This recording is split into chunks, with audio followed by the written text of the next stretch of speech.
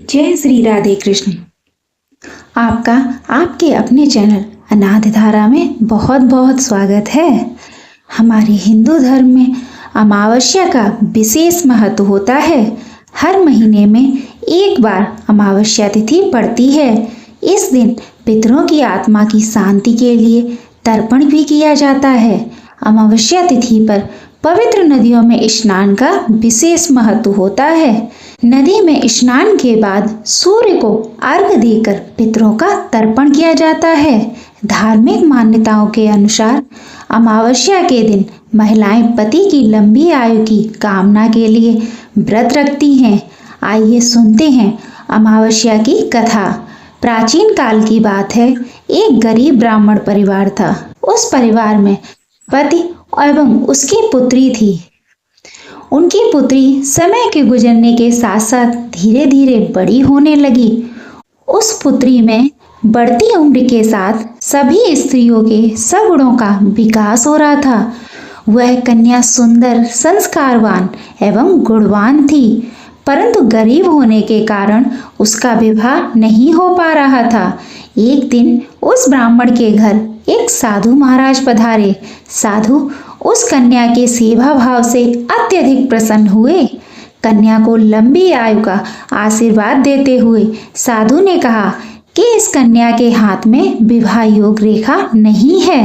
तब ब्राह्मण दंपति ने साधु से इसका उपाय पूछते हुए कहा कि महाराज, ऐसा क्या उपाय करें जिससे कन्या के हाथ में विवाह योग्य बन जाए।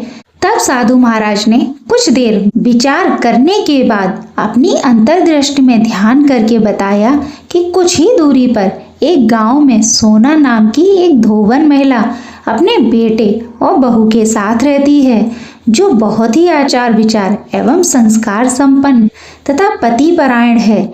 यदि वह सुकन्या उस धोवन की सेवा करे और वह महिला इसकी शादी में अपनी मांग का सिंदूर लगा दे तथा इसके बाद इस कन्या का विवाह हो जाए तो इस कन्या का वैधव्य योग मिट सकता है। साधु ने यह भी बताया कि वह महिला कहीं बाहर आती जाती नहीं है। यह बात सुनकर ब्राह्मणी ने अपनी बेटी से धोवन की सेवा करने का प्रस्ताव रखा। अगले दिन से ही कन्या प्रातःकाल ही उठकर सोना धोवन के घर जाकर साफ सफाई एवं अन्य कार्य करने लगी और कार्य करने के बाद वापस अपने घर आने लगी। एक दिन सोना धोबिन अपनी बहू से पूछती है कि तुम तो सुबह ही उठकर सारे काम कर लेती हो और पता भी नहीं चलता। बहू ने कहा, माँ जी, मैंने तो सोचा कि आप ही सुबह उठकर सारे काम खुद ही खत्म कर लेती हैं। मैं तो देर से उठती हूँ। यह सब जानकर दोनों सास बहू घर की निगरानी करने लगी कि कौन है जो सुबह ही घर का सारा काम करके चला जाता है। कई दिनों के बाद धोबी ने देखा कि एक कन्या मुंह ढके अंधेरे में घर आती है और सारे काम करने के बाद चली जाती है। जब वह जाने लगी तो सोना धोबिन उसके पैरों पर गिर पड़ी। पूछने लगी कि आप कौन हैं और इस तरह छुपकर मेरे घर की चाकरी क्यों करती हैं। तब कन्या ने साधु द्वारा कही गई सारी बात बताई। सोना धोबिन पतिपरायण थी, अतः उसमें तेज था। वह तैयार हो गई। सोना धोबिन के पति थोड़ा अस्वस्थ थे। उसने अपनी बहू से अपने लौट आने तक घर पर ही रहने को कहा। सोना धोबिन जैसे ही अपनी मांग का सिंदूर उस कन्या की मांग में लगाया, सोना धोबिन का पति मर गया। उसे इस बात का पता चला। वह घर से निराहार ही निकली थी, यह सोचकर कि रास्ते में कहीं पीपल का पेड़ मिलेगा तो उसकी पूजा करके और इसकी परिक्रमा करके उसके बाद जल ग्रहण करेगी।